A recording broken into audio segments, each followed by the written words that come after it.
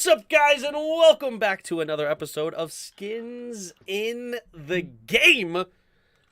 We got J-Dubs in the house. What up, J-Dub? What up, Tim? How's it going? Do you have a good Living 2-week large period? down south. I know. Yeah. It's been very hectic holiday season, Mm-hmm. but loving life. Yep, I just got back from the cruise this last Monday. We did do a stream the last 2 nights, though, so we're back in the swing of things, and now we got another episode of Skins in the Game. We got Bod in the house. What up, Bod? What up, Soar the Goat? Jared Taylor in the house. Justin, what's up? You have some choice words to say, I see. What up, Yuki, the Niner fan? Congrats on your W. I have literally no faith in Carson, but I just want to win. There you go. So, yeah, we'll definitely have some Carson discussion tonight. I don't have much to say that hasn't already been said 50 times, right? You know, that's what sports talks is. You have nothing to say except what's been said 50 times, and we're just going to say it again. So that's the fun part. we're a tainted fan base. We expect the worst. So if Ron kept Heineke in and he sucked, there'd be 10,000 people going, why didn't you bring in Carson Wentz? And if Carson Wentz sucks, it's going to be the other way around. So sometimes the same people. You just can't please either. All right, well, we'll talk a little bit around the league, some playoff scenarios for each team and like what's going on over there. We'll talk about the biggest surprises of the season. You know, things like the Denver Broncos all of a sudden being terrible there, whatever. We'll kind of go through what we think are the biggest surprises as we come down the stretch of this season. We have 4 Pro Bowlers here in Washington. We'll talk about those 4. Ron Rivera, of course, announced Carson Wentz, as we're talking about in the chat. We're 0-2 since we last had a Skins in the Game. We'll talk about a little bit of both games. Then we have the Browns game, weekly pick'em, and a Weddle, of course, to end the show. But as we start every show, we have the Dad Joke of the Week. I pulled out a particularly bad one. Ooh, nice. So where can you find an ocean without water? Where can you find an ocean without water? Where? On a map. But well done. Well done. I heard one that's kind of funny. It was like a clean like little Johnny joke of goes into class and he's asked, the teacher's talking about animals, and they're like, okay, what's a big thing with the trunk? And he asks Susan, and Susan's like, oh, an elephant. Then they go to little Johnny, what's a bird with feathers but can't fly? And he goes, that would be a dead bird.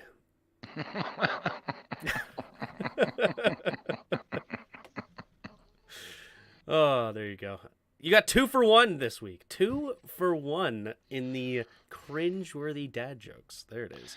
By the way, Anyway. Gridiron, I like us just fine. Oh, the Week 17 Power Ranking. That's a good point. Go ahead. Did you share it in the Discord? Share it with me in the Discord again, Yuki. You can share it in the Twitter post. We'll definitely discuss that when we get into the around the league. But anyway, Daddy-O, what do you got? Well, I realized, or not realized, but I found that there are 2 divisions where all 4 teams are still in the mix, although the AFC East is not all 4 are going to make it, but there's a really legitimate chance that all 4 teams in the NFC East make it to the playoffs. So it would be the first time in NFL history that all 4 teams in a division made it. So right now, I mean, I'm not saying it's looking good because I think the Giants or Washington could fall out of the mix. But if we all 4 make it to the playoffs, it would be a first in NFL history. That's what I want. I want to see. I want to see that, and then I want to see all the NFC East teams win, and then you have the first time in NFL history all the last 4 teams in a conference are the ones from a division. That might be too much to ask. Well, you never know. Especially with how the Giants are playing down the stretch. They're, Not very good, and it's with how we're playing. Even though I don't know, we're a weird team. We'll get more into that, but yeah. My what do you got? Of course, we had the cruise, so we had a lot of fun on this cruise. We swam with pigs on the private island. We swam with You big pigs. swam with pigs? I didn't Yeah, even know that was the thing. yeah. They had a couple of different size pigs. They had little baby pigs. Then you had like medium size, at least for what they were showing us, which was probably around like 100 pounds. And then the biggest one out there was 250-pound pig. But the biggest one they had there said it was 3 pounds away from 1,000-pound pig. Holy crap. Yeah, but they didn't let us near that one obviously because that one would have probably one swipe of the head and we go flying because I actually got to experience the wrath of that 250-pound one a slight bit. Basically, they had him like kind of swim around you, and then you can pick him up like a dog and like kind of pose and take a picture with it. Well, it decided it didn't want to be near me anymore, and it started kicking me. And I actually have a bruise on my leg. I don't know if you could see it. Oh, I can see it. Yeah, and then my right ankle as well is bruised. Like he got me like three or four kick combo. Bang, bang, bang, bang. So he was And having got none away. of the picture taken, in other words, you're saying. He's like, you ain't taking my photo. Yep. And I was like, dang, I didn't expect all the bruising and whatnot, but hey, when you have a 250-pound pig that decides it does not want to hang out with you anymore, let it go. Yeah. There you go. So Dr. Pig was on the cruise. Yeah, exactly. We swam with. This is actually the only pig I'm talking about. He's the 250-pound pig that we're discussing right now, and he kicked me. So no, no, that's funny. Bodhisattva, you're funny. Yeah. Oh, what did he say this time? I swam with pigs once, but they went on a diet, and I will never do it again. Get to do it again. And I'll never get to do it again. Cause got it. Okay. Yep. I don't know if they eat these pigs. They're wild pig. Do they eat wild boar like that? I don't know. I guess you could, right? I There don't you see go. why Well not. played. The Cruising meat, for a bruising. yeah. I did that. I lived that. Literally. That's funny. But anyway, all right. So that's my what do you got? I got kicked by a pig. And that's probably going to be our mascot this weekend. So we'll talk. We didn't actually, I didn't actually write that in there. Before we get into anything else, we're going to announce our mascot this week. You think it's going to be the pig? And did you hear the Hogs might be actually trying to sue Dan Snyder for using the pig? It can't be the commander. They can't do the pig as a mascot. What are they going to have a pig dressed up as in a military uniform With like a with the hat on military and the hat, yeah. yeah? What do You you know want the what? mascot to be then? I have no idea, but the one thing I know is whatever Dan Snyder does, he's going to figure out the wrong thing to do. And we're all going to be next week going, really? You waited till week 15, 16? Week 16, right? Yeah. Week 16. We waited 2 years for the name, or a year and a half for the name. Then we had to wait almost a whole nother calendar year for the mascot. We had to wait in between that 6 months for a song. Yeah, for some reason they take forever to unveil these things that probably should have taken them 20 minutes. Well, with what they came up with, it should take 20 minutes. I mean, and again, I have no idea what mascot right now where I would be going, oh, that's so cool. Yeah. I can't think of one, which I don't think they can either. So they're probably going to do the pig dressed up in a military uniform. That's true. Probably what they're going to do.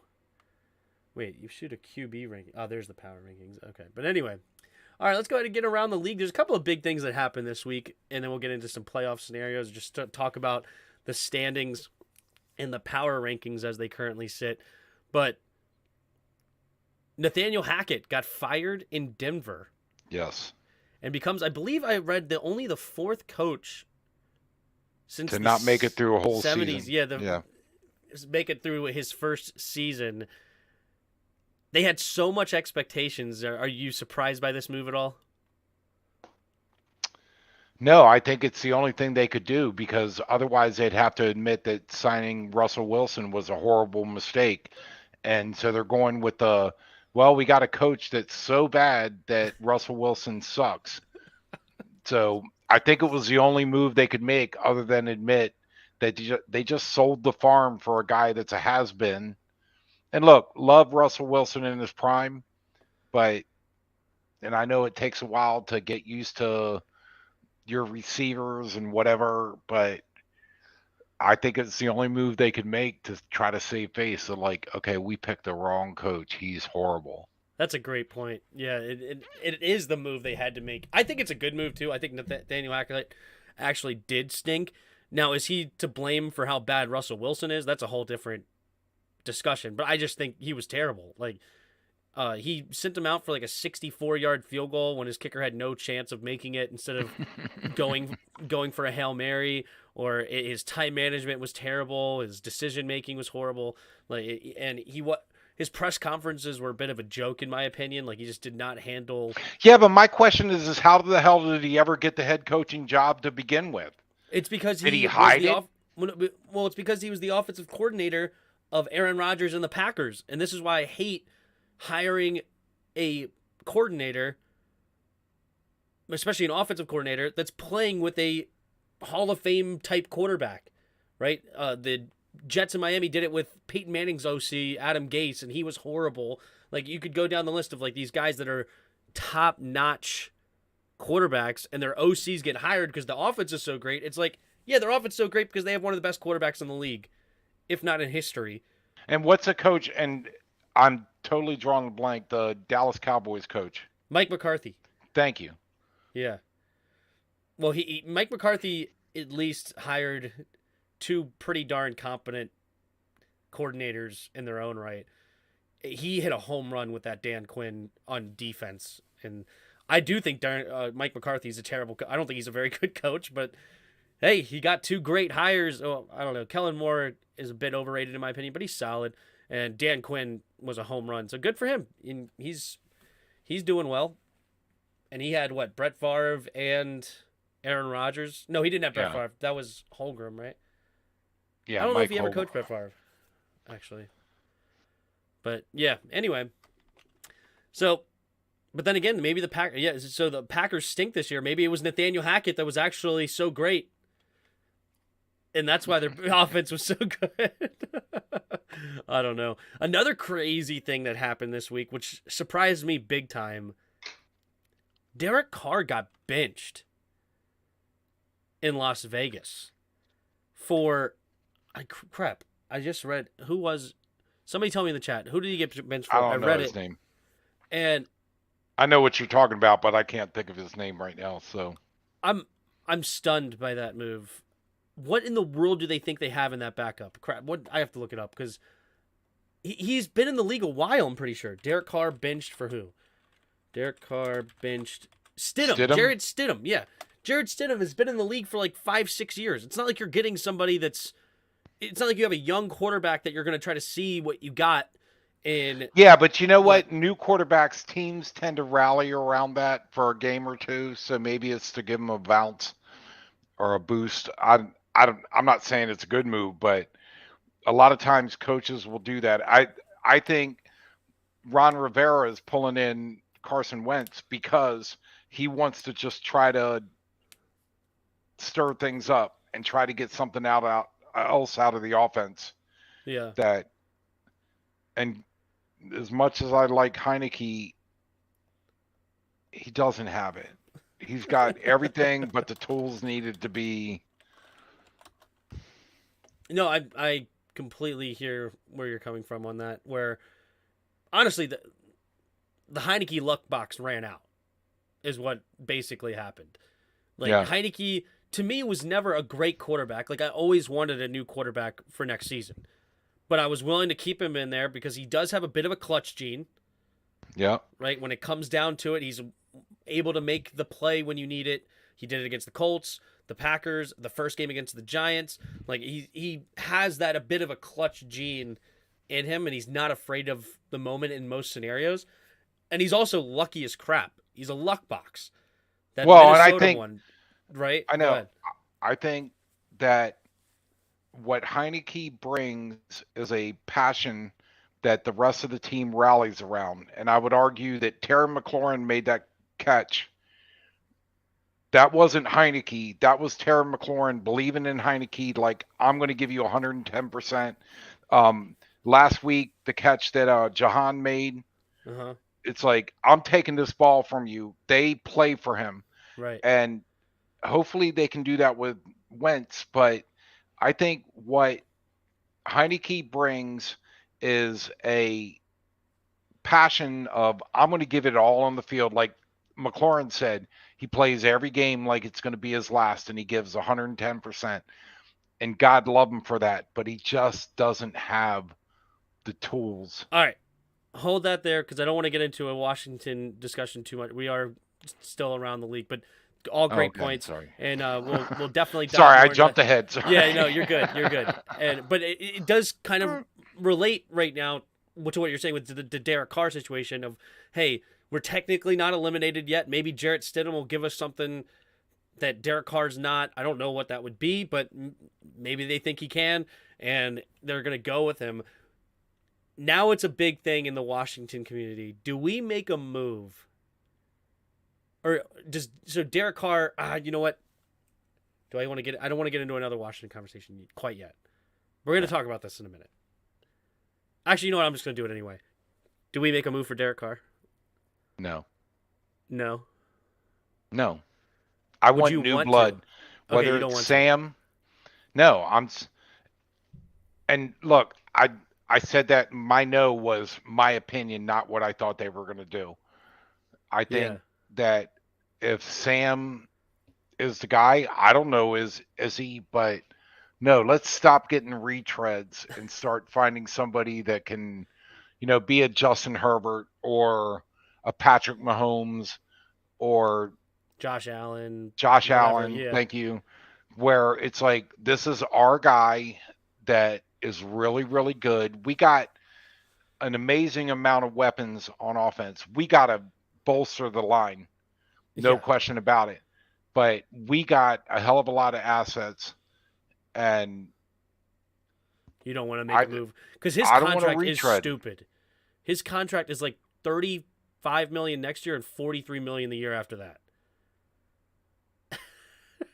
By the way, Bodhisattva, you're right. As far as stats, and Wentz has the ability. Yeah. It's up a little higher, Tim, There it is. Had more but than all I Wentz. know is I've watched video of Carson Wentz throw a ball 60 yards with a snap of the wrist. Right. Heineke cannot do that, No. and that takes it. Defenses don't worry about Heineke going over the top. They just don't. I know he makes, once in a while makes a catch, but if you have somebody who can whip the ball 60 yards, then defenses have to respect that. And I don't think Heineke's got that. And yes, every now and then they make the right play call and they burn the defense, mostly with the receiver making an amazing catch and traffic. But Mm-hmm. I don't think Heineke's got that. I want someone that the defense is thinking, man, if we don't cover this guy deep, he's going to burn us. And I don't think they have that with Heineke. And again, I love him. Yeah, he's fun to watch. He is. He definitely is. But all right, here we go. All right, we got the power rankings here, and then we'll look at the playoffs. So Eagles still at 1, Bills, Chiefs. I think they're pretty much consensus 1, 2, 3. And I think like the Bengals there, the Niners now are top 5. They've won on. I think they have the longest active streak. I think they've won like 7 games in a row. I think it's 8 now. 8 games in a row. Yeah, so I agree with them being in the top 5, even with their quarterback right now being Mr. Irrelevant, which is wild to have a top 5 team with Brock Purdy as your quarterback. Then to round out the top 10, you have the Vikings, the Cowboys, the Ravens, the Chargers, and the Dolphins. We're sitting right now at 12 still, even though we've tied and lost 2 in a row. Granted, we've lost to 2 people that are above, or 2 teams, I should say, that are above us. And then Somehow the Broncos are below the Texans in the power rankings. I think that's laughable, in my opinion. The Texans are the worst team by far. I know they just won technically because it's a division rivalry. Who'd they beat? Who did the Texans beat? I know they just won. Was it Tennessee? Yeah, yes, that's it. Tennessee is who won in that one. So Yeah, because I picked Tennessee and my picks this week sucked. That's a different subject. right. So yeah, there you go. Well, the Texans did beat a division rivalry where the Rams got absolutely, or excuse me, the Broncos got absolutely annihilated by the Rams. But that's a funny one to me to have the Broncos ranked in the bottom. Like, no way. Yeah, statistically speaking, there you go. Well, You know, I it's think I yeah. Go think ahead. the Broncos are suffering from a total lack of offense, so their defense is exposed Yeah, and they can't. So you got to ask yourself what do the power rankings mean? I guess in very simplistic terms, it's who would you be less likely to want to play against. So right. I actually like that. Yeah, I would totally rather play Houston than Denver. Looking at that, I no, I totally get would. it. Because I Hey, wouldn't you want to play too, Denver's Sanchi. defense. And it's not like the Texans' offense is all that scary either. I mean, we manhandled the Texans.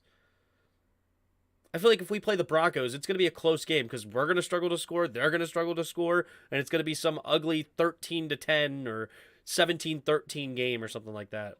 Where I want to see the Carson Wentz of the first couple games where he had yeah, 6 touchdowns in 2 games or seven yes, touchdowns. I want to see absolutely. him. I don't know. I haven't watched a lot of Cleveland to know what their front line or their defensive line is, whether or not he's going to be a sitting duck back there. I don't.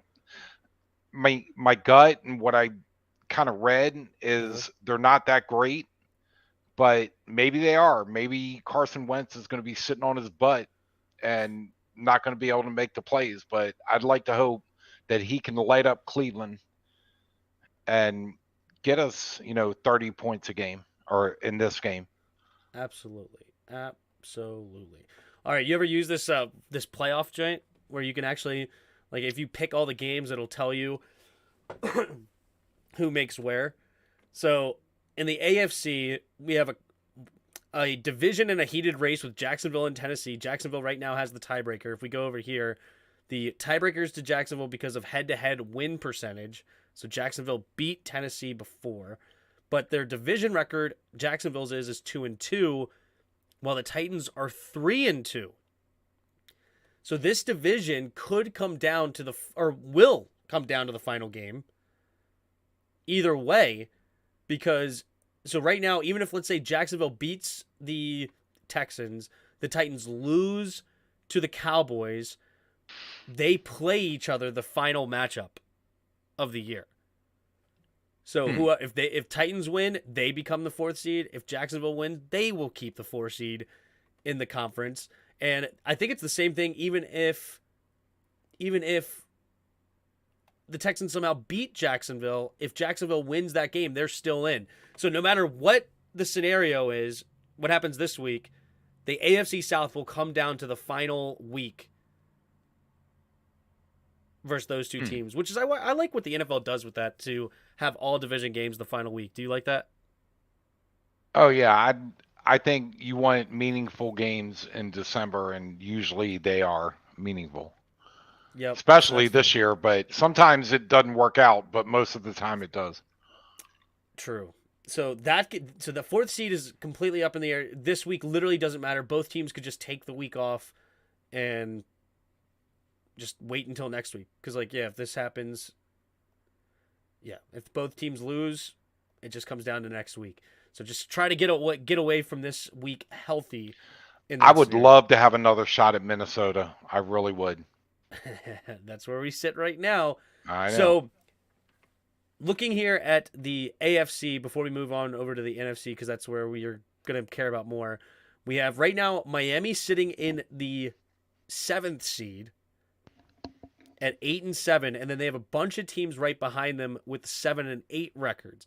You have the Patriots 7-8, Jets 7-8, Titans 7-8, but Titans are fighting for their division. They don't care about the wild card. Actually, I don't think both teams could get into the wild card, or both teams could get in. Maybe they could. That's wild to think about too. Like if the Titans win this week, Jacksonville wins this week. See, I think the NFL ought to have That's a crazy. rule that if you're under 500 and You're there's out. another team that's better than 500, then they take your playoff spot, period. Yeah, the division winners is kind of tough in that sense. Yeah, I mean, what are we talking about? The NFC, Tampa Bay's South, the NFC Yeah, why South. aren't we bolded? Why are they snubbing us? I don't We're in know. there. They're snubbing us out of a bowl because the Giants haven't clinched the playoffs. The Giants, if they lose the last 2 weeks, where are the Giants? If the Giants lose the last 2 weeks, somebody help me. There they are. So if the Colts win, and then the Eagles win, they're sitting at 8-1. If Washington Washington wins both of their games, they take the 6th seed, obviously, at 9-7-1, and then the Lions or the Packers, if they win their final 2 games, if the Lions win their final 2 games, they would now take the spot of the Giants. So the Giants are not locked in until they only have to win one more game, and then they are locked in. But for now, they are not locked in. So I don't know why we're not. See, now we're bolded. So I guess only the top 6 teams are bolded instead of the top 7. It's kind of snubby, but there we are. Anyway, so yeah, it's going to be So a there's only close two race. teams in our division locked in. That's Dallas and Philly. Correct. So And now, and then, yeah, and those are also. There's 4 teams in the AFC or the NFC rather that are locked in. You have the Eagles, you have the Vikings, the Niners, and now the Cowboys are locked into the playoffs. Now, where they match up can still be determined because technically the Cowboys are not out of contention to win the division. right, they could If win too, and well, yeah, because because they would have to win they out. beat Philly. So if Exactly. Philly lost 2 and they won 2, then Dallas would get the division. Correct, because of division wins since we beat the Eagles, and Dallas has not lost to any other team other than splitting with the Eagles. So the Dallas technically could still find its way to earn the number 1 seed. Like if the Vikings lose to the Packers this week, they Cowboys beat the Vikings head to head. I don't know about San Francisco versus Dallas. Did they play each other? I don't think so. I don't recall, but I still stand behind my statement that Tampa Bay at 7-8. If they don't make it to 500, and I'm fine with 500, but if you're under 500, you relinquish your playoff spot to somebody that's better than 500. Just my opinion. They won't do it, but What do you think about the best 7 get in? The best 7 records. Just eliminate the division. I'm fine with that Just the best 7 get in because from each I conference. know that I guess the logic is, well, this is a tougher division, and I'm not saying it is right now, but that was the logic of, oh, you're playing in a tougher division, so you win your division, you have the right to get in. Well, the Tampa Bay division sucks. Yeah. It's not a tougher division. Nobody can beat anybody, and so I'm fine with that. I think the best 14 records across both conferences should be. It's like, Oh, that's a what good is? point. Yeah. Why even stop at the divisions? Just do top 14 teams. Yeah, I don't know. I don't think I like it. I think I like the division, the conference, and then the playoffs. you know Right? what? I You kind know of what like it. it does, Tim? I get it, and I get your sentiment. What it does is allow a team like the Giants that won the Super Bowl that year to kind of backdoor their way in. Uh-huh. What were they, 8-8? 9-7, maybe. Were they? I don't even think they were 9-7. Maybe they were 9-7, but Yeah. you basically play to the any given Sunday. Yeah. It's like any given Sunday, people can win. It's like you're right. We've seen terrible teams beat really good teams, and I don't know. All I right. I get the sentiment. That's all I'm saying. Sounds good. All right. So crazy scenarios. We'll definitely keep an eye on those. But all right, you ready to hop into some Washington stuff? I guess. 4 Washington players made the Pro Bowl. Did you see the video of Ron Rivera telling all the guys? Oh, I saw the one. We watched it on stream the other night. I thought it was actually pretty cool. Where Ron Rivera got to tell Jeremy Reeves, who Reeves has been like in and out or on and off the team. I should say, like he's been cut, put on the practice squad, then brought back, cut, put on the practice squad. Like he has had a bumpy road here in Washington on just struggling to make the roster, and now he's a Pro Bowler on special teams. That's pretty sweet. That's pretty special. But yeah, and good one. I caught that, by the way.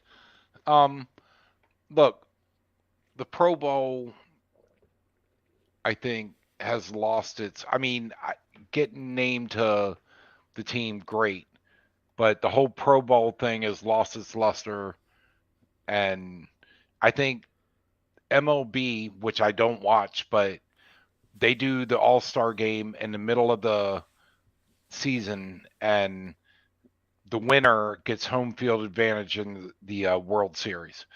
I think that's how they made it somewhat relevant.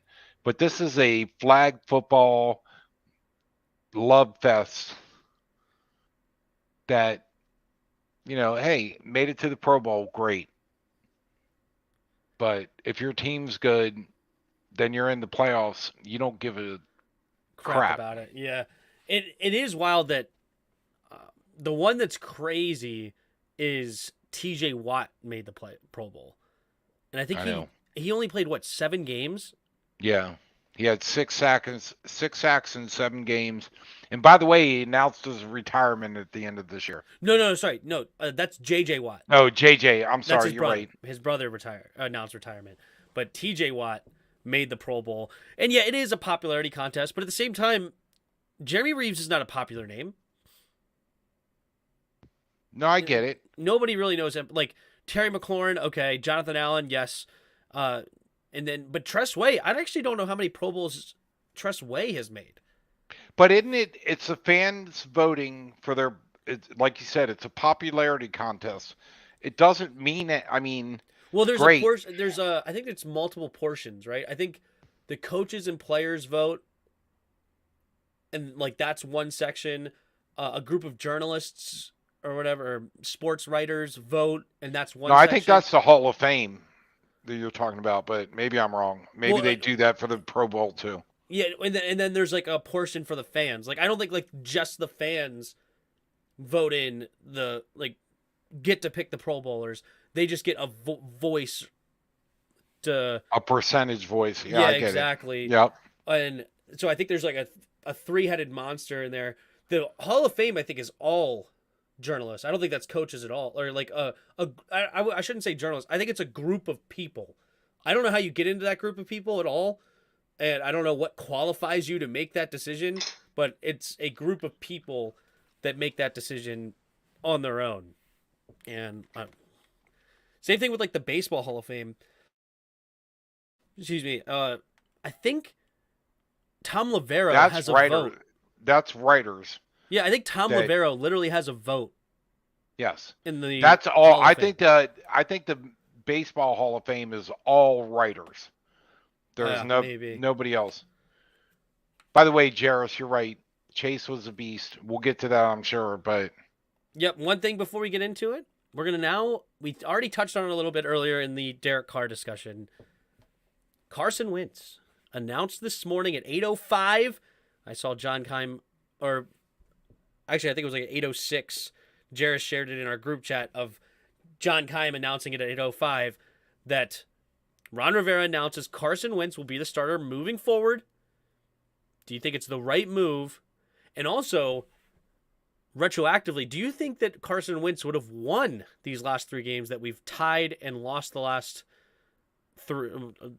two, tied the one? Would Carson Wentz have won those games? Did he make a mistake of not bringing him back when he was healthy and just sticking with Heineke? No, I don't And is it think the you right can move do now? that because your team's winning, your team's got chemistry. I don't think you make that move.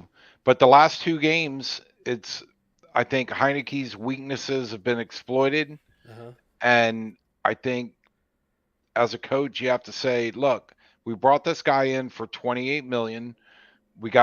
We need to win the last 2 games. We win, we're in. I know there's a bunch of other combinations, but we win, we're in. And Heineke, while again we talked about it, is great to watch. He's a great story. I have no problem with it. My problem is our offensive line sucks. So I'm not sure he's going to win, or whether or not he would have won the last 3 games. I don't know, but Yeah. I think our problem right now is less the quarterback and more the fact that our offensive line is like Swiss cheese. Yeah, I know. I was hating on that offensive line a little bit like a few weeks ago, especially like after that Eagle. I'm like, I hate this offensive line, and some I know, people, and I tried yeah. to defend him, and you were like, "No, Dad, look at the video. They're bad." I'm like, "Okay, can't argue." Yeah, I just cannot stand our. Yeah, I've been on the offensive line bad train for quite some time, and yeah, I've definitely had people argue with me like, "Oh, look at the run game. Look at this. We're winning the trenches and all that." I'm like, Brian Robinson's averaging 3.5 yards a carry after getting hit for a half yard. Yes. Like he is like earning every single one of his yards per carry. It felt like, but yeah. Anyway, to answer my question, Carson Wentz. Do I think he would have won the last 3 games? I don't. I don't, because I think more than anything, honestly, you hate to be this guy, but I'm not normally this guy. I think the refs definitely hurt us big time in those 2 Giants games. In those 2 Giants games, they were borderline egregious and how bad they were called. And so I don't know how many people we're not good enough to overcome the refs. We're barely good enough to beat the team in front of us. If we have to also overcome bad ref calls consistently, that's just going to be rough. But the Niners game, would we have won with the Niners game? I don't think so. I don't think so either. I really don't. I was not happy with how Carson Wentz played his first 6 games, and the first game was good because he actually had 2 fourth quarter touchdowns. He did have those 2 bad picks, I think, in like the third quarter or the middle of the game that were, especially the one that was really, really bad. And that's kind of what Carson gives you. He gives a huge arm, can be a gunslinger at times, but he's going to put it in harm's way, and he's going to end up with some interceptions, right? Like a lot of people were saying that when I was defending, hey, look, Like 27 and Heineke. yeah, when he had 27 touchdowns and only 7 picks last year, people were like, yeah, well, he should have had 15. These things were just dropped throughout the year, like over and over and over again. And I was kind of like, yeah, whatever, it doesn't matter. All quarterbacks have picks that are dropped. Well, watching more closely this year with looking at the film, it's like, yeah, this guy is going to put it in danger. Like he did it against the Niners this last week. A lot of people will look at those stats and think, oh, yeah, he had a great game when he came in. Of course, soft coverage, blah, blah, blah. He threw one ball that should have easily been picked off. And I don't know what he saw that made him think Logan Thomas was open because he wasn't. It was bad.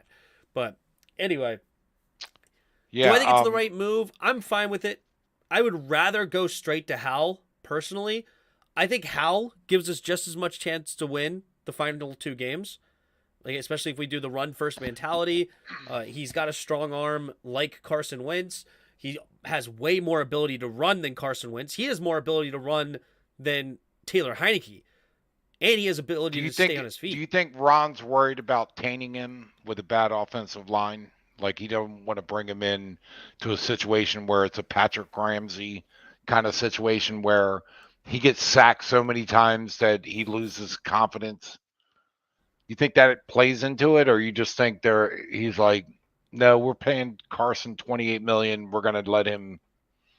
Yeah, I don't think he feels as though he can risk the team by putting a rookie in right now. Right? Like I don't think that's what coaches do, especially the older ones. That they ride with what they know, and they're like, I need a veteran quarterback to run my offense and just not lose the game for me. I'm gonna win this in other ways. I just need a veteran that can run the offense. So they're not gonna take the chance and throw out their Sam Howell for that scenario. Like, because honestly, I think that Sam Howell would be fine in a lot of ways because he can really escape.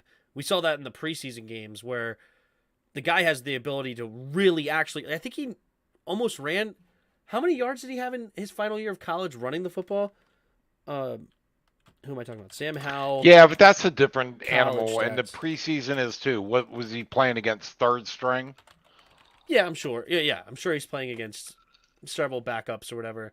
But like he can like legit. Yeah, 828 rushing yards and 11 touchdowns in a league where college stats. I really hate rushing yards for quarterbacks because they count sacks against your rushing yards. So if you get sacked, you lose 10 yards getting sacked. That's 10 yards off your rushing stats. Right. So in a league that removes rushing yards from you, you still had 828 rushing yards on the season. Like this guy is a legit threat running the football. Even I think at the NFL level, but definitely obviously at the college level. And then he has a strong arm similar to Wentz. I think behind And what's his bio? What's his height, weight? He's closer to Heineke, like 6'1", 220. He does have a bit more girth than Heineke, but he is similar height to Heineke. 6 foot, probably 6 foot 6'1". So he's not the 6'5" guy that we would love to see like Carson Wentz. But this is my point. I want to see what we have in Sam Howell. You know, like what happens when if we lose these two games, and now we never saw Sam Howell in real game action. Yeah. What do we do in the draft? Do we trade up for a quarterback? Do we stick with Howell? Like, what's the plan here? And this is why I wanted to see Howell a long time ago. I would have loved to see Howell after the bye week or something. Like, I wanted to see a few games of Howell, but I'm not going to get it. So it is what it is. But anyway, my point is, or my only thing is, I would start Howell, but I'm fine with, as far as Taylor or Carson, I'm completely fine with Carson because I think Taylor unfortunately lost some of his magic. Here's a scenario. Uh-huh. So Sunday, Carson Wentz is stinking up the joint.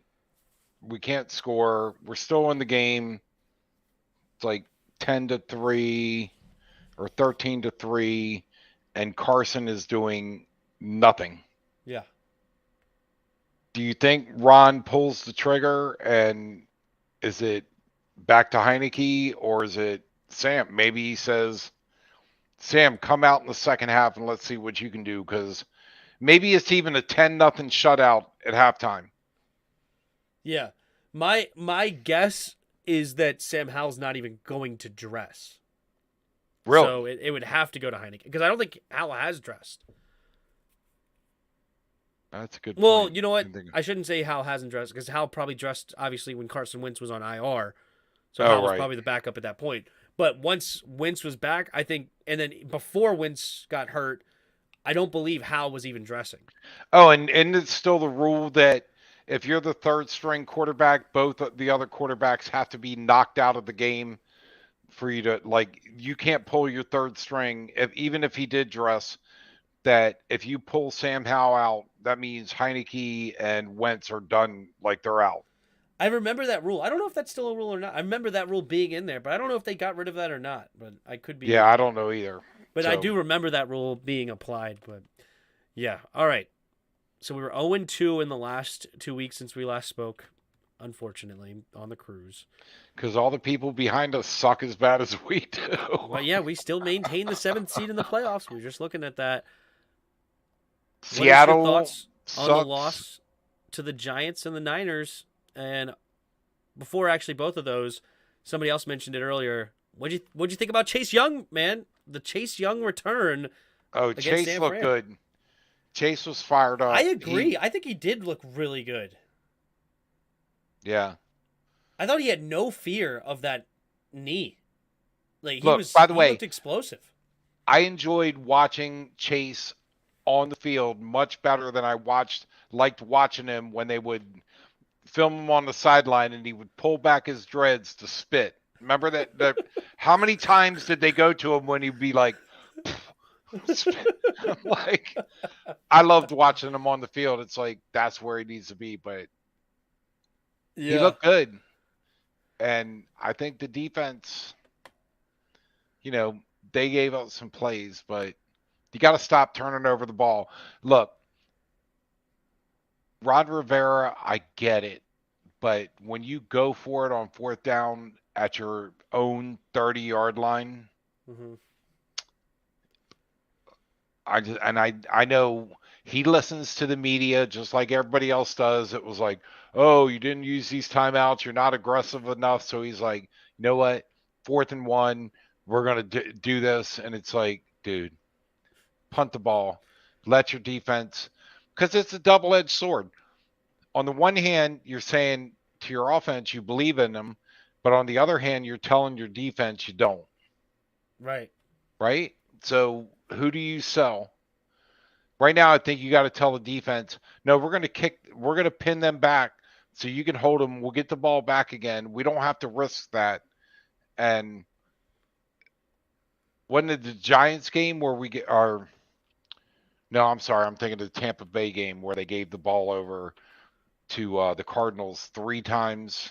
Or no, what game was that where they 3 times in their own territory they turned the ball over?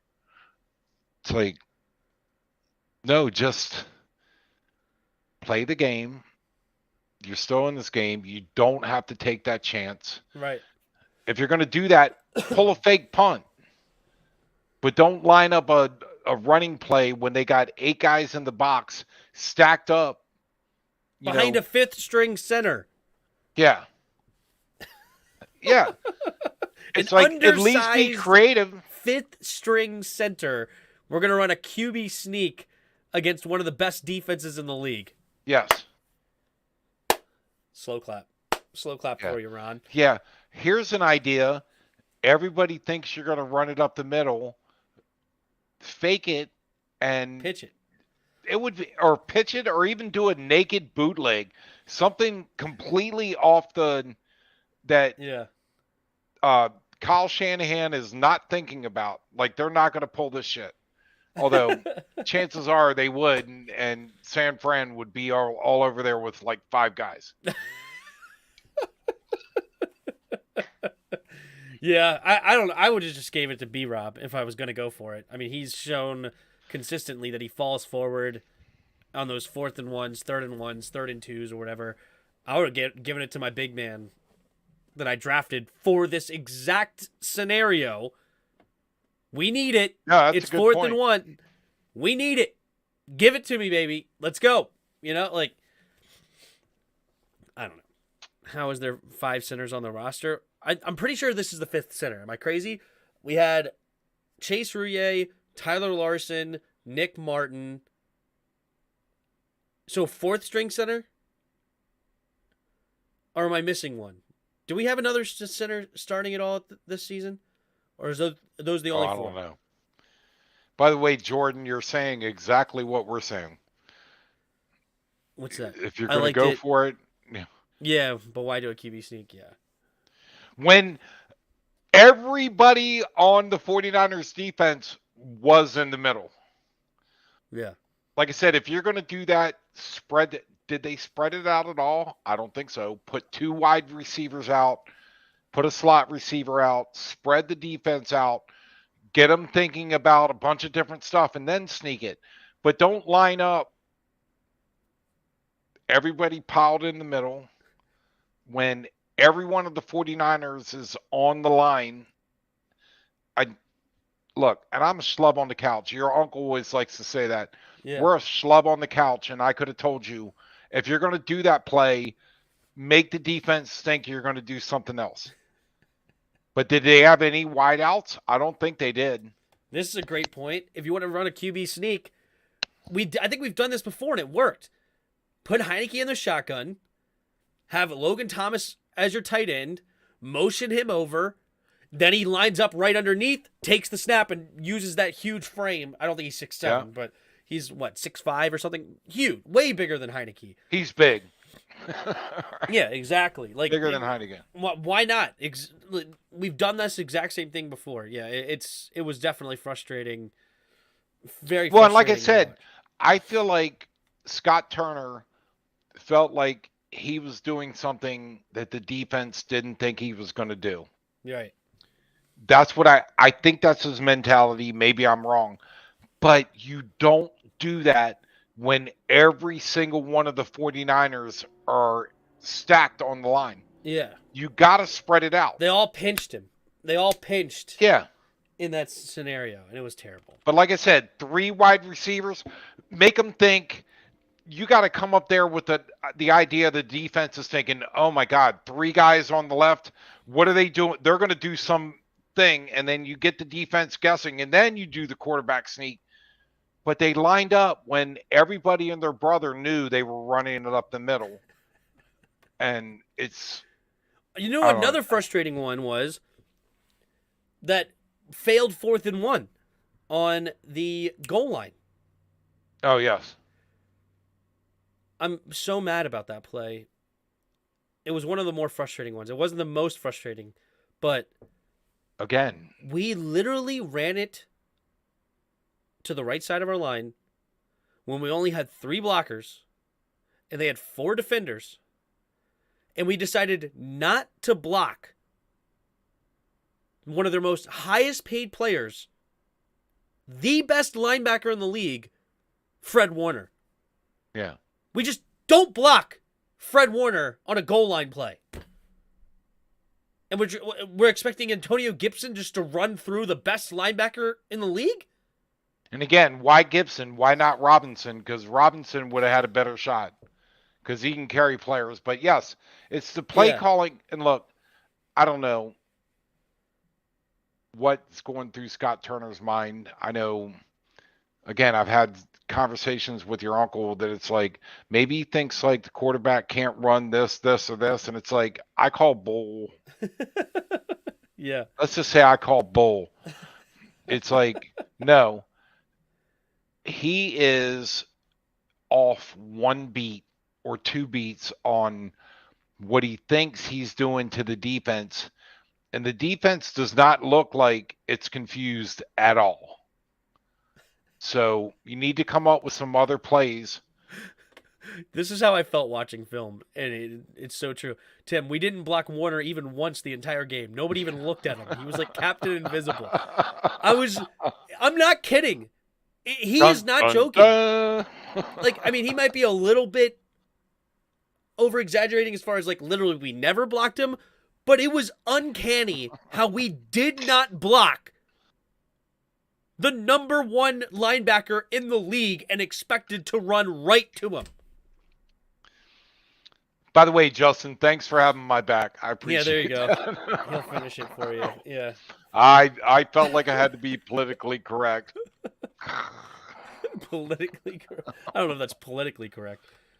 But, yeah, or let's say PG 13. There you go. Clean. There you go. That's how I like to say it anyway. Because I'm not clean anywhere else in my life. But anyway. Well, and that's the other thing, Kittle, right? George Kittle, yeah. That touchdown pass, literally, people watching me last night, I was trying to come up with one logical thought process of what Derek Forrest was doing. I was racking my brain to even come up, like, it's a play like that makes you think the NFL is rigged. Because I don't know what he possibly could be thinking. Right? Like, not literally do I think it's rigged, but I'm just saying, like, I could No, I know not what you're find saying. of a single, and I probably stuck on that play for 15 minutes.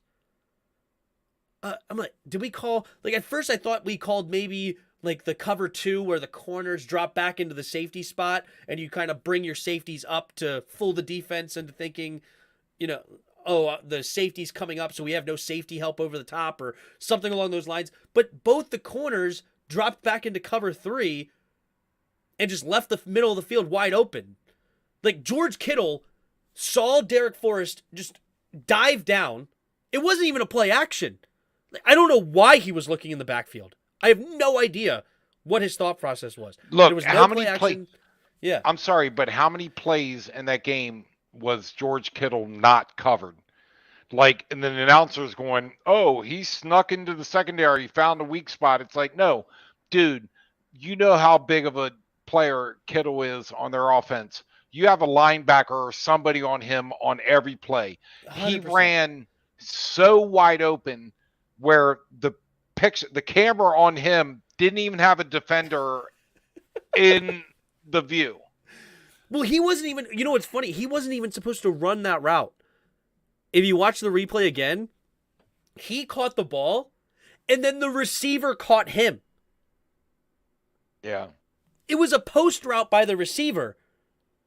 But George Kittle was supposed to sit in the middle of the defense, right? Because he was supposed to, his goal is to suck that safety up, right? But I'm not giving that as a Derek Forrest excuse because I don't know what Derek Forrest sucked up off snap. Like, immediately walked up like 8 yards. Hike came right up 8 yards. What are you doing? So George Kittle sees Derek Forrest coming up and he's like he kind of like was shocked, but immediately just, okay, well, I'm going deep then. There's nobody in the middle of the field. Right. And apparently George Kittle after the game, just talking to the media, he goes, yeah, I kind of stole that touchdown. I'm going to get a talking to after that one. Like, because it was supposed to be the receiver that caught Right. that pass. And I was sitting there racking my brain for so long trying to come up with one logical conclusion of why in the world did Derek Forrest do that, and I still to this moment I can't.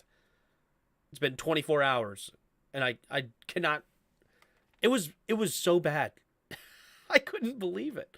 But No, I agree. And you have to, they always go back to trust in everybody to do their job and don't try to do somebody else's job yeah. at the expense of not doing yours. And I think that was a classic example of he thought he saw something. He was like, I'm going to go cut off because the other guys haven't been doing that. And it's like, no, dude, just do your job. Yeah, And he didn't. maybe that's what he thought because it looked like everybody else was in their zone. Like everybody else was doing what they were supposed to be doing. It seemed like simple cover 3. The corners dropped back into the deep thirds. We had a nice like cloud over the 5 to 10 yard line of about 4 dudes. Yeah, seven man coverage. So we had a circle, a circle, a circle, a circle. Everybody evenly spaced. You had the deep thirds. Then Derek Forrest just dove down and vacated the middle, and there goes George Kittle. But yeah, it. And then I he swear also he we were had at talking about the least game. Go ahead. I was just gonna say he had at least 5 catches where when he caught the ball, there wasn't anybody even in the frame of the It, picture. It was like, yeah. does anybody know on the Redskins defense that he is a big part of the offense? Let somebody else beat you. But he was just wearing them out. What did he get? Is he Two actually a big part of the touchdowns? defense? No, yeah. Did I I say don't know. defense? You know what I meant. No, he. Actually, I don't know. Did you say defense? I was actually just joking. You actually may have said it wrong. That's kind of funny. I didn't know if you said it wrong or not. I was actually just joking. Like, is he? Is he actually a big part of the offense? But no, he 100% is. It's crazy that they just. I don't know. I don't get it. But who am I to even question it? But here we go. All right. Any final thoughts on the Browns versus not the Browns, sorry, the Giants or the Niners games? No, we lost, and we have to stop losing. Bodhisattva, you're right. Mayo on Kittle.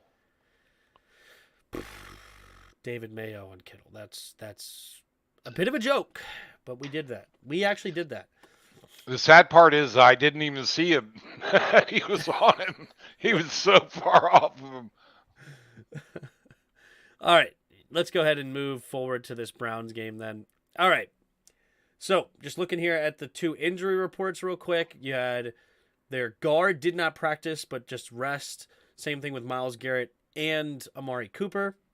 They're fine, just rest, nothing crazy, but they did not practice today.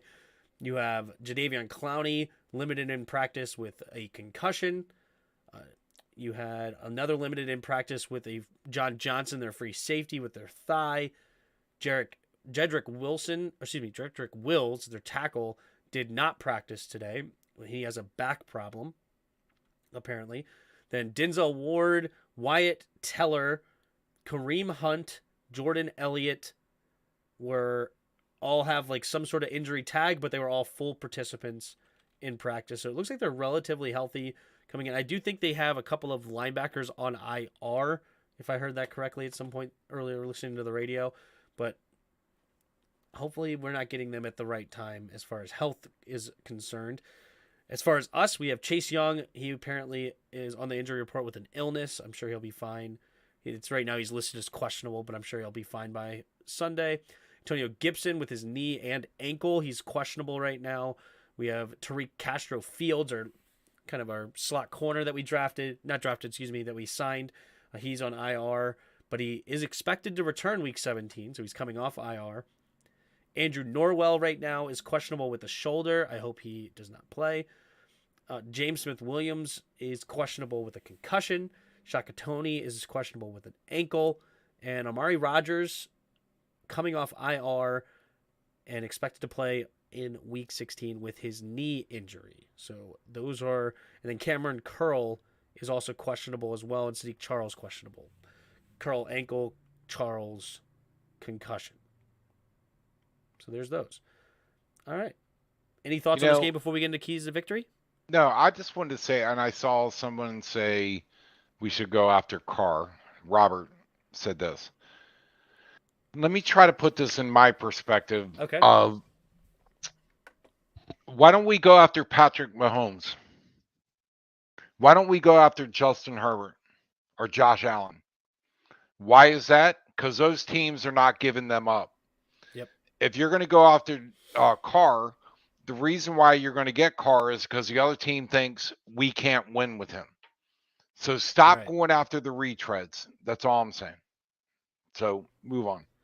Yeah, I'm not super impressed with Carr anyway. Honestly, when I watch him, I don't think that Carr's super impressive either. Like, I don't think he has a super strong arm either. He's almost closer to Heineke than Wentz as far as no. And I'd like to know, and this is an honest question. When is the last time a team has gotten a quarterback from another team where they turned around and won a Super Bowl? Well, funny enough, it's actually the last 2 Super Bowl winners. Oh, you're right, Matt Ryan, Matt Stafford, and or Matt Tom Stafford. Brady. But they did have to trade 2 first-round picks to do it. So it's not like they got.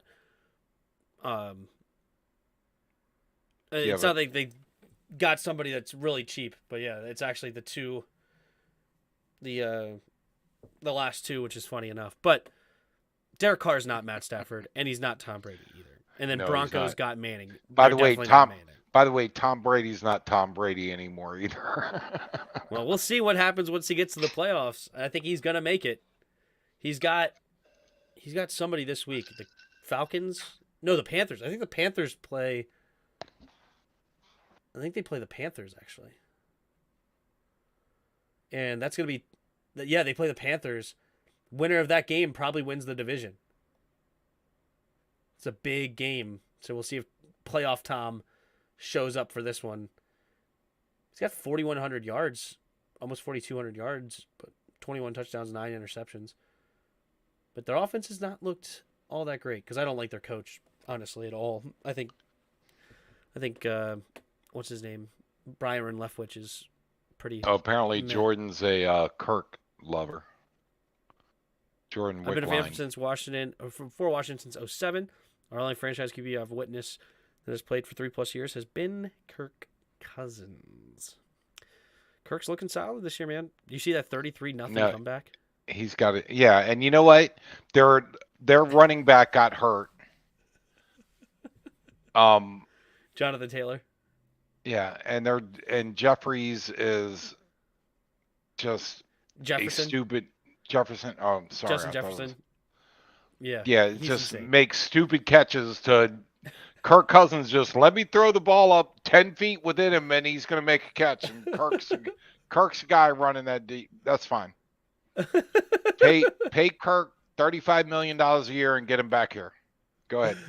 Yeah, we'll see what happens in the playoffs for sure. That's true, Bod. All right. Yeah. All right, we ready for keys to victory?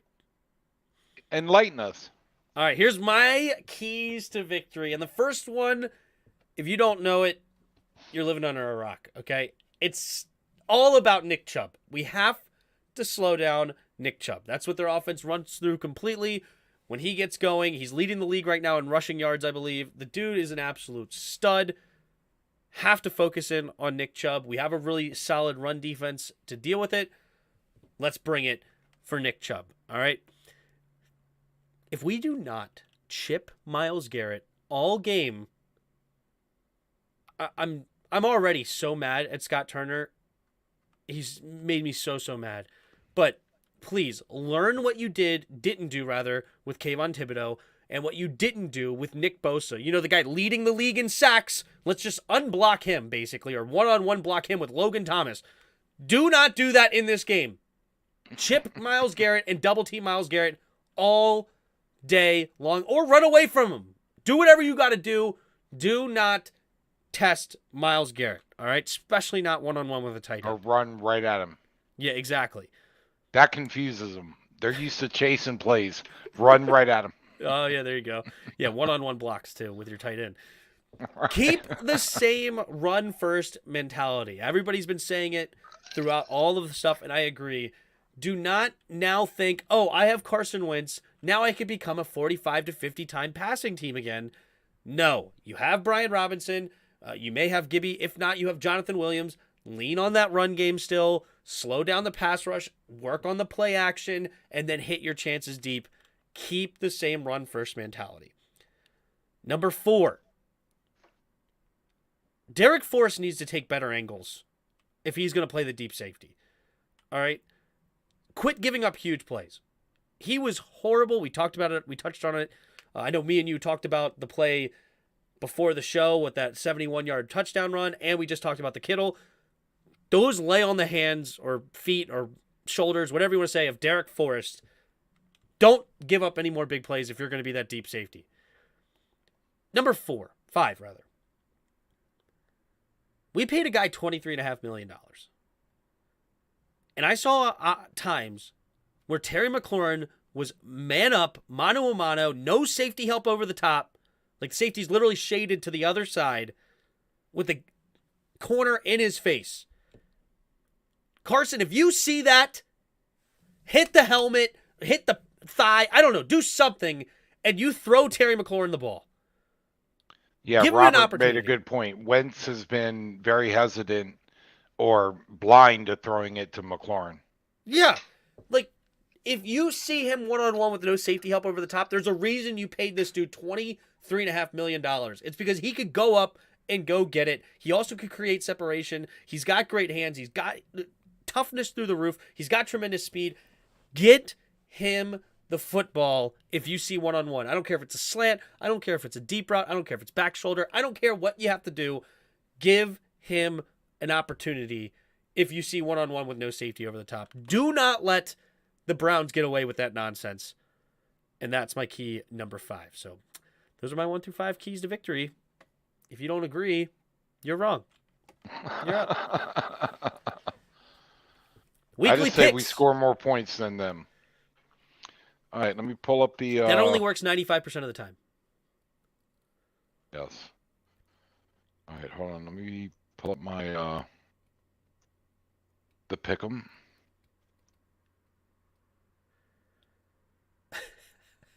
Tim Turner will do one better. He'll put a wide receiver on Myles Garrett one-on-one to block. Yeah. It's horrible. All right. Yeah. So here we go. Dallas strolls into Tennessee, giving them 6. Dallas giving Tennessee 6. Yeah.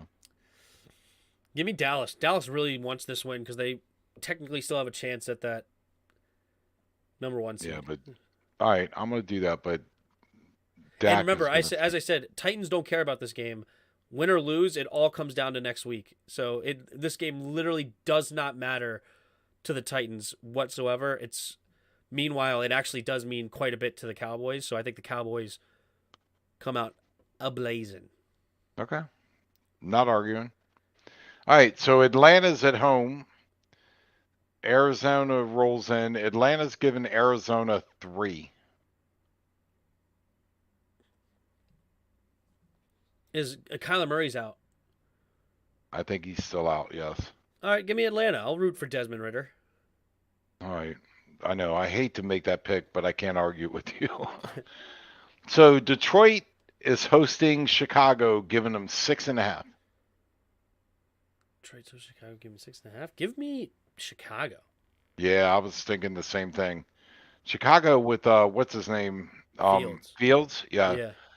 He's exciting to watch. So, all right. So KC is at home, giving Denver 10. KC's at home, giving Denver 10. KC. I hate to agree with you, but I could not find an argument. Well, I think is Russell Wilson playing? Did he have an injury, or did he get benched or something? Is Russell playing? I have to look. I thought he was back. I thought he was out for a little bit, but he's back. Oh, maybe not. I don't know. Maybe. I know they played Kansas City tough last time, but Kansas City also needs this game. I think KC. Yeah, I can't argue with it. Mm-hmm. So Miami rolls into New England, giving them 2.5. Oh, by the way, you guys are talking about Detroit. I'm not saying that Chicago is necessarily going to win that game. I just think it's going to be closer than 6.5 is my point. But anyway. Yeah, Chicago can roll out some points. I'm not saying I think they're going to win either, but 6.5 is a lot. Anyway, sorry, go ahead. So again, Miami strolls into New England, and Miami is giving them 2.5.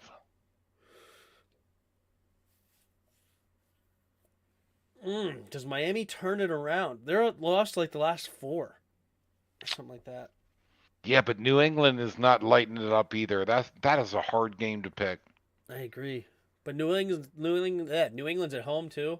Yeah, Yep, I'm leaning New England just because they're at home, and are they even still in the hunt? I don't know. they're only if they win, they're in. I think right now, not like locked in, but they move into the 7th seed. I think if they beat the Dolphins, and the Dolphins would get moved out.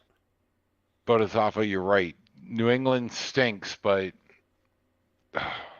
he thinks they're going to win by 14. I'm going to think about that a little while before I make that change.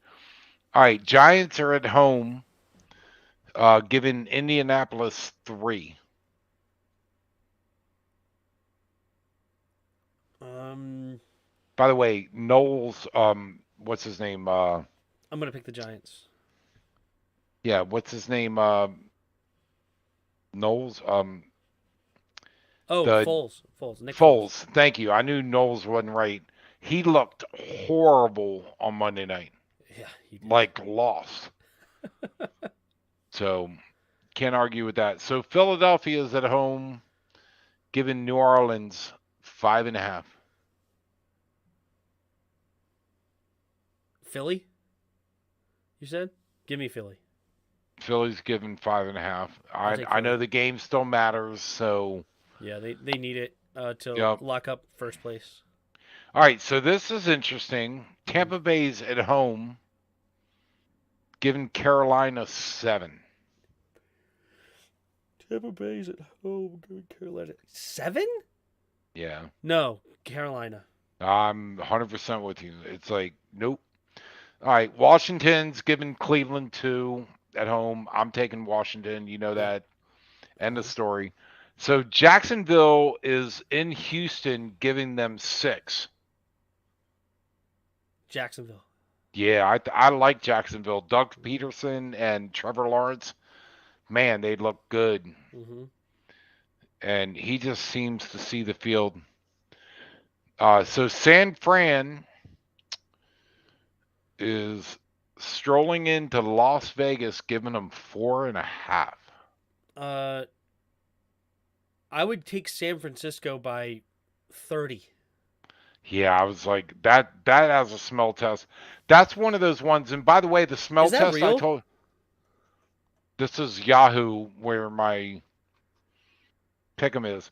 But by the way, the Jacksonville game I told you where um, Dallas was only giving them 3.5, and I said that's a smell test. They're trying to get you to bet Dallas, and I bet Jacksonville or picked Jacksonville, and they ended up winning that game in overtime.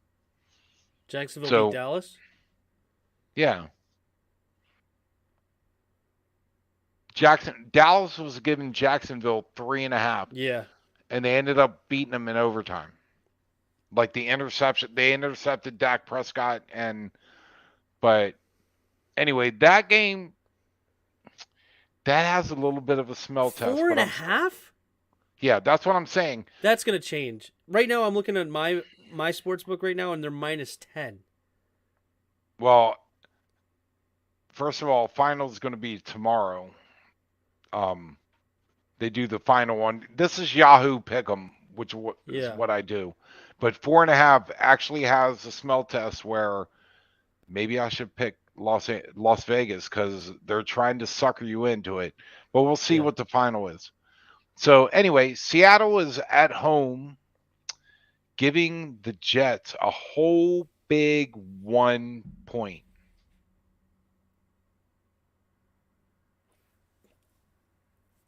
Seattle's at giving the Jets 1 point. Yeah, Seattle's at home. So Give me the apparently the Jets. Jets are favored because the 3 points they're only so you like the Jets. Okay. I was actually hovering over the Jets, so we agree. So Green Bay is at home giving Minnesota 2.5. What?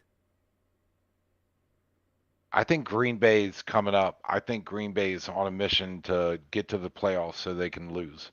Okay, give me Minnesota. I I'll pick Minnesota. I'm gonna think about that one because I think Green What? Bay. What? What? I was gonna say, did you step on Ruby's tail? That's right. All right, so the Chargers are at home, giving the Chargers. Rams 8.5. 8.5. The Rams Jeez. suck, man. The Rams are bad.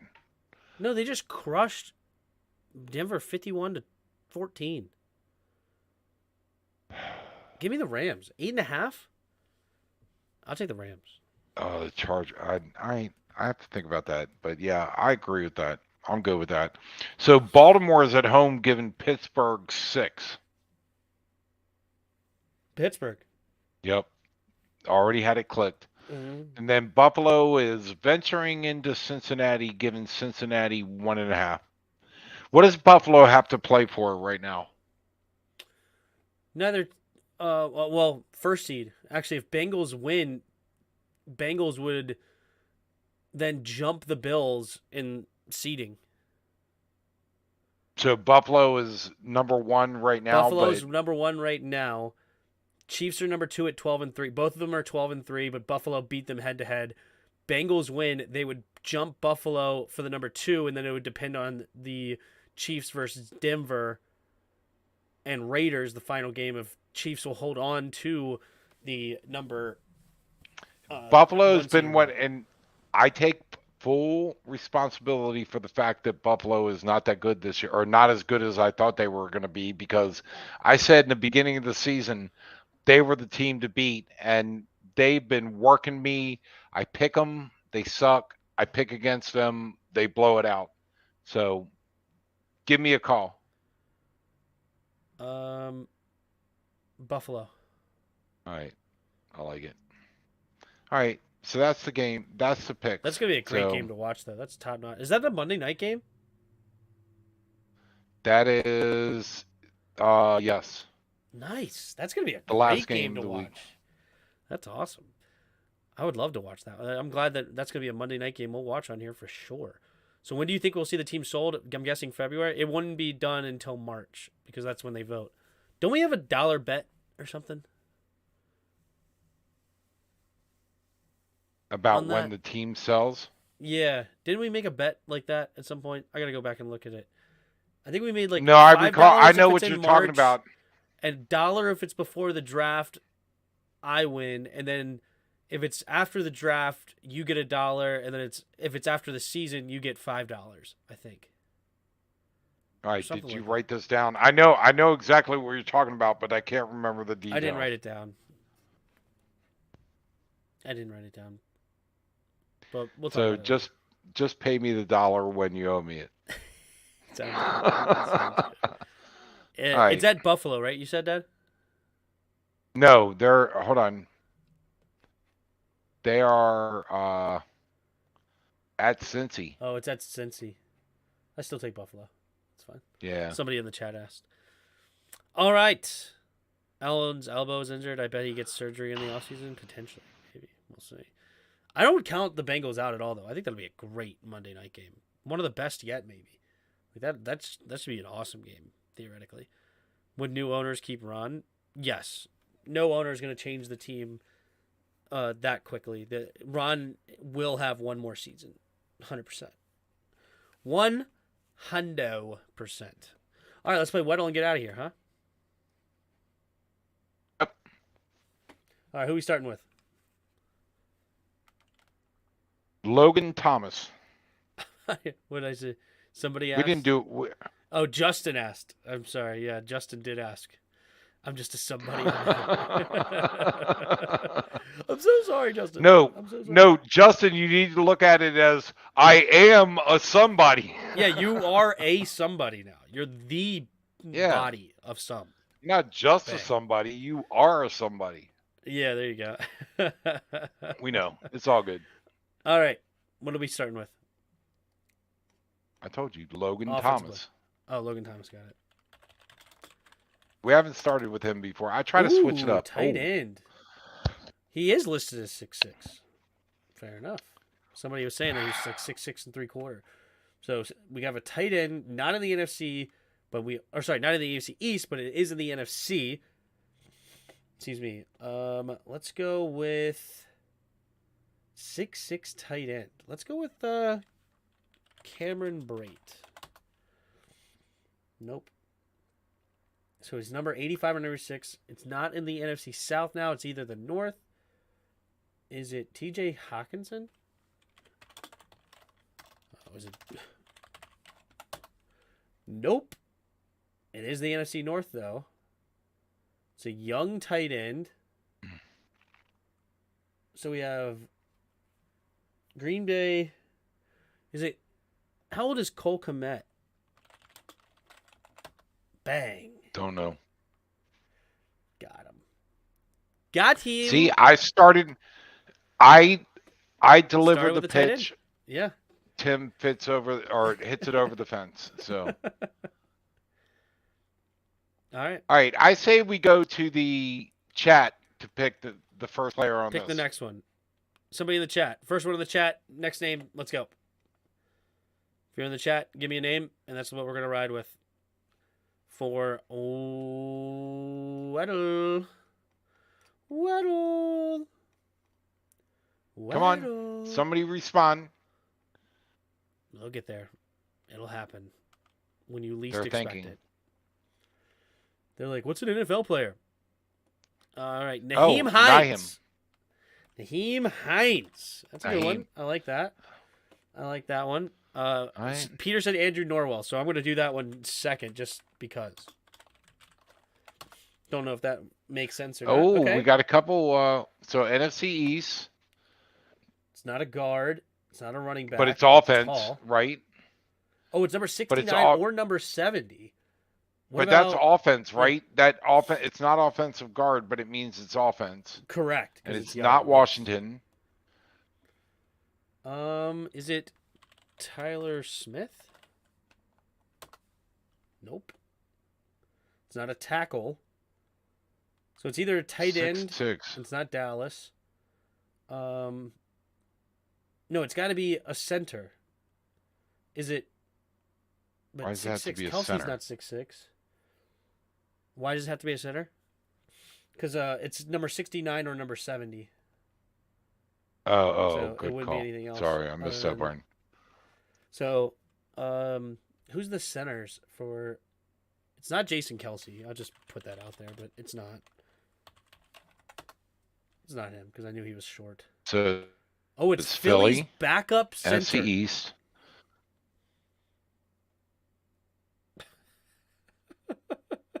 If you know Philly's backup center, good for you. Good for you. Landon Dickerson? That's not him, is it? He's a guard. No, he's not. Whoa! Is he a rookie from Alabama?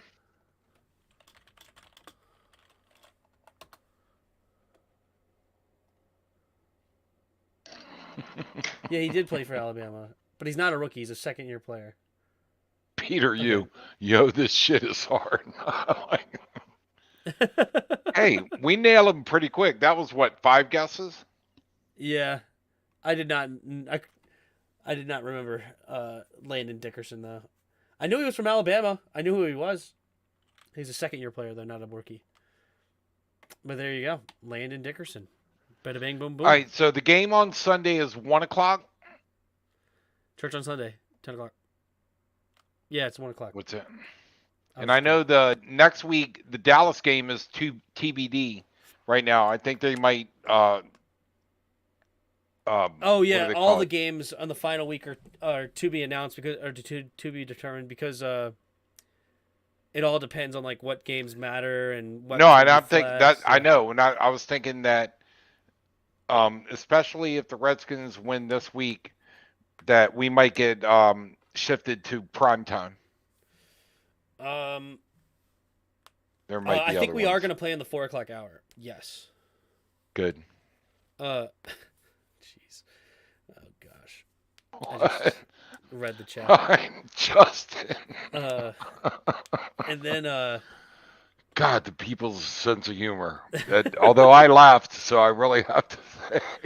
yeah, I just completely lost my. Oh, the night game is going to be Jaguars versus Titans. Certainly. Okay. That's my prediction there. I think us and the Eagles will play in the 4 o'clock hour. So, well, us and the Cowboys and Eagles and the Giants. I think we'll both play in the 4 o'clock hour. I don't think it'll be at 1. This week though, it'll be at 1. I believe. All Yes. right. Sunday at 1. All right. Well, that's another one in the books. Go Washington. What's up, everybody? If you haven't already, hit the like button, hit the subscribe button. Also in the description below, there's a Discord link. Hop on our Discord and come talk some football with us. Last but not least, there are donation links, and you can support the channel by joining the channel membership. Hit that join button or the first link in the description. 99 cents. You can get some emojis that you can use in the chat, and you just support our channel. J-Dubs, thanks for another good show.